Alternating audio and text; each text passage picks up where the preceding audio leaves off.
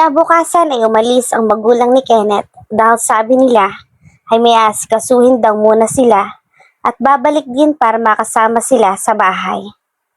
Nakikita ko na talagang gustong-gusto nila ang kambal. Sino nga bang hindi? Ang bibo kaya ng mga anak ko.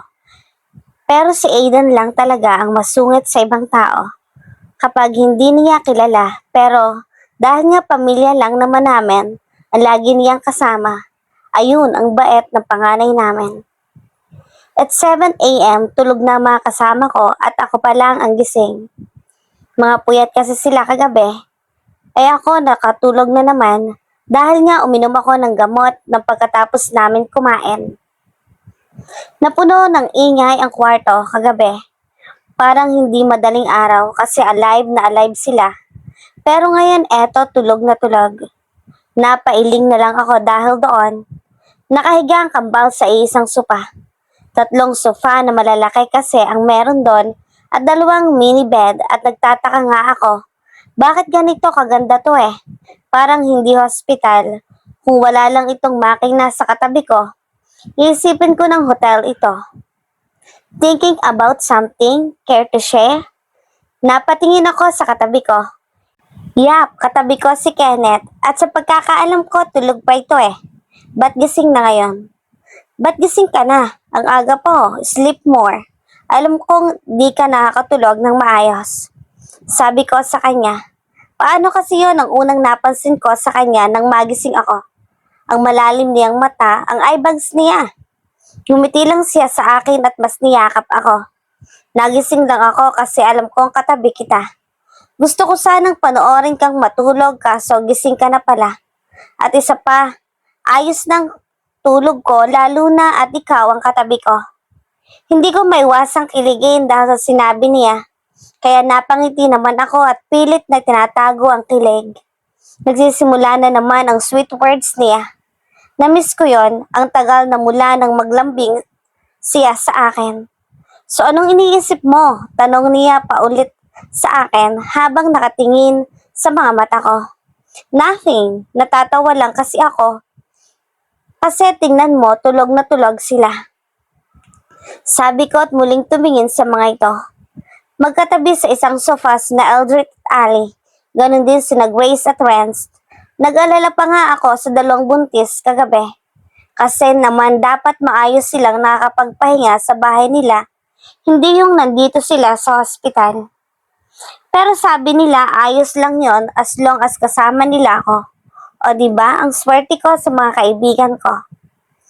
Namiss ka kasi nila ng sobra. Kaya ayan, tingnan mo ang kambal. Ayaw pang matulog kagabi. At gusto katabi ka. Pero syempre, sinabihan ko, ayun, napilitan ding matulog doon.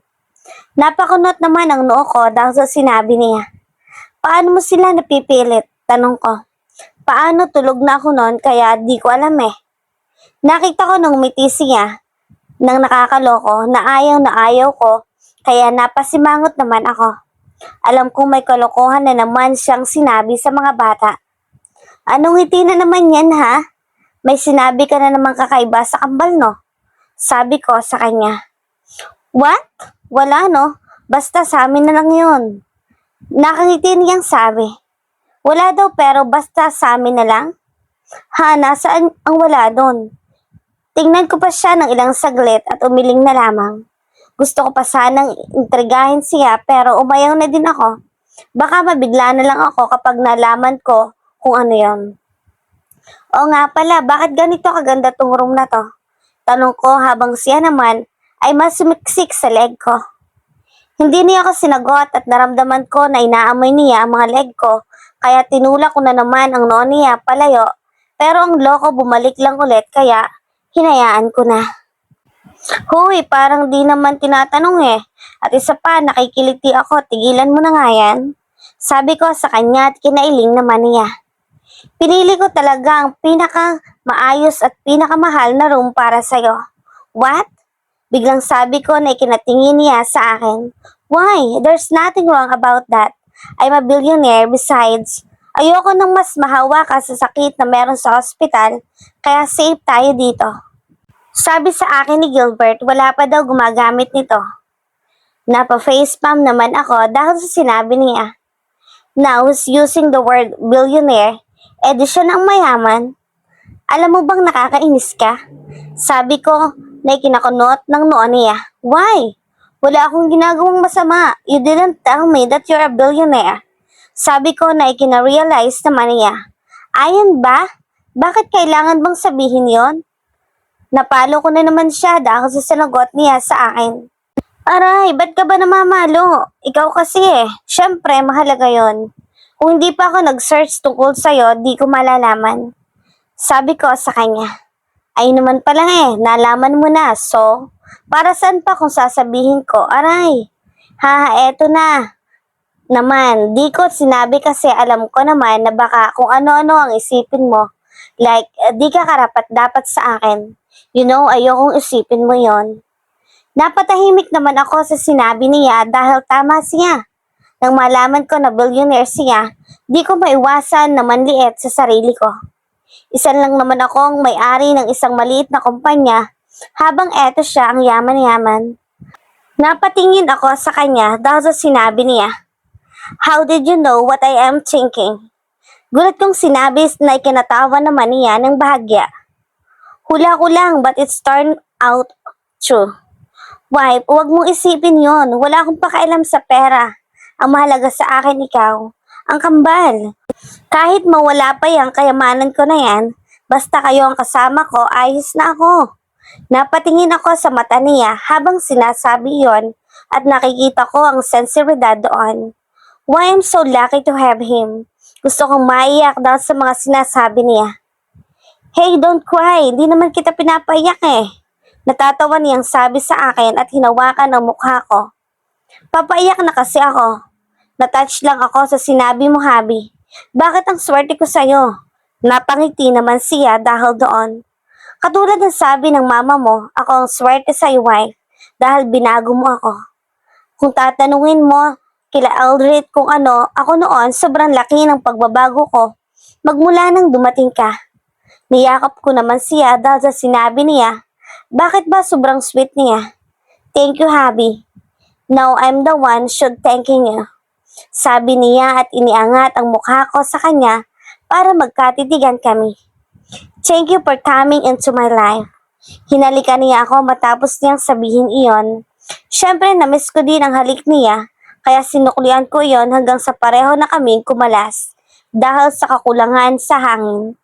I love you, wife. I love you too, Habi. Hinalikan niya muna ako ulit sa noo at niyakap at iginiya na ako pahiga. Matulog pa tayo, wife. Maaga pa. Tumango na ako sa kanya at niyakap na din siya pabalik. Nagising ako nang marinig ko na ang ingay sa paligid ko. Pagtingin ko sa kanila, gising na ang mga ito at ang kambal ay naglalaro na siyang ikinaingay sa loob, kaya napangiti na lang ako. Namiss ko ang kaingayan nila. Si Kenneth ay iba, ay nasa sopa at nag-uusap-usap. Napatingin sa akin ang kambal at agad na lumapit. Mommy, you're awake. Sabi sa akin ni Addison at hinalikan nila ako pareho sa pisngi. Yes, baby, how your sleep? Tanong ko na, ikinangiti nila ng malaki. Super good, mommy. Right, Addie? Sabi sa akin ni Aiden na ikinatango naman ni Addison. That's good, sabi ko sa kanila. Mommy, are we having a sibling na? Halos mabilaukan ako sa sarili kong laway dahil sinabi ni Aiden sa akin na ikinalaki ko pa ng mata. Ano bang sinasabi nila, kapatid? Ano bang sinasabi ninyo? Gulat kong tanong na ikinatango naman nila pareho. Yes po, mami, kapatid. Sabi ni daddy kagabi na kapag tabi daw kayong matulog, magkakaroon daw po kami ng kapatid. Hindi ako makapaniwala sa sinasabi ng mga anak ko.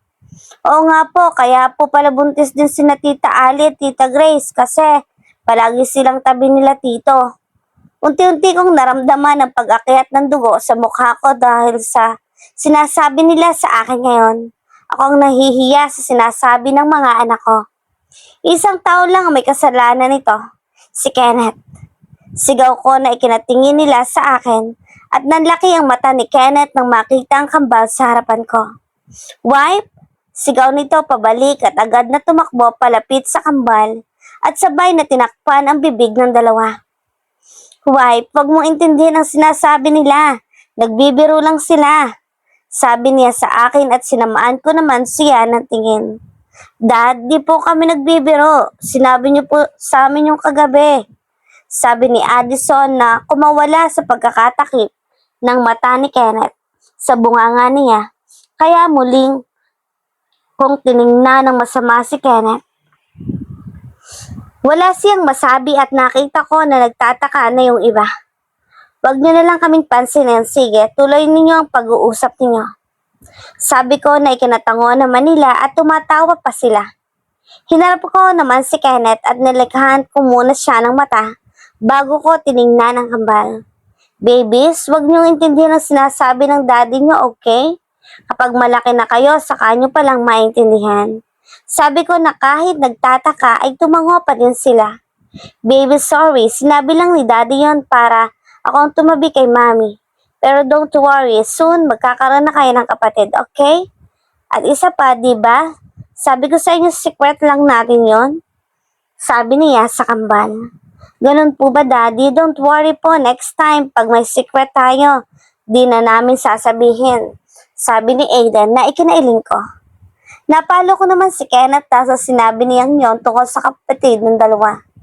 Habi, wag mong paasahin ng kambal. Sabi ko na ikinatingin niya sa akin. Wife, wag ka na nga. Di ko sila pinapaasa pag kinasal na tayo. Tingnan mo, 9 na buwan kang didadatnan.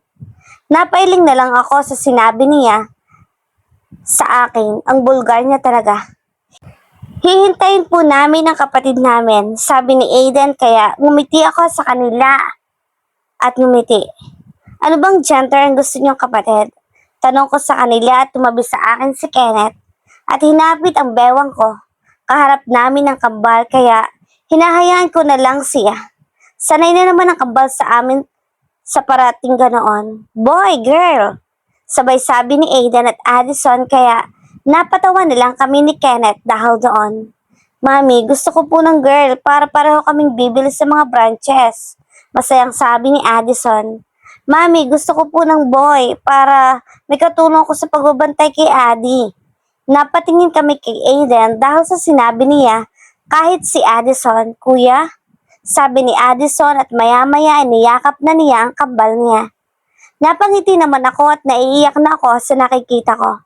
Mahal na mahal talaga ni Aiden ang kambal niya. Niyakap ako ng mahigpit ni Kenneth kaya napatingin ako sa kanya. At nakangiti din ito kaya muli kaming tumingin sa dalawa. Siyempre ikaw ang prinsesa namin, Addie. Kaya alagaan ka namin ng soon-to-be brother natin. Sabi ni Aiden habang yakap si Addison. Thank you, kuya. Sabi ni Addison at humiwalay na sila sa yakap. Babies, tandaan ninyo na kahit ano pang gender niya ay ayos lang basta healthy siya. Wala na tayong problema doon. Sabi ni Kenneth na ikinatango naman ng dalawa. Aiden, tawag ko sa panganay namin na ikinatingin niya sa akin. Pati na rin si Addison at Kenneth. Keep protecting Addison, okay? Magkadugtong kayong dalawa ng ipinanganak ko kaya alam ko na mas mahal ninyo at kilala ninyo ang isa't isa. Yes, Mommy, I promise that. Sabi nito at niyakap naman namin silang dalawa. Sobrang saya ko dahil ang babait ng mga anak ko.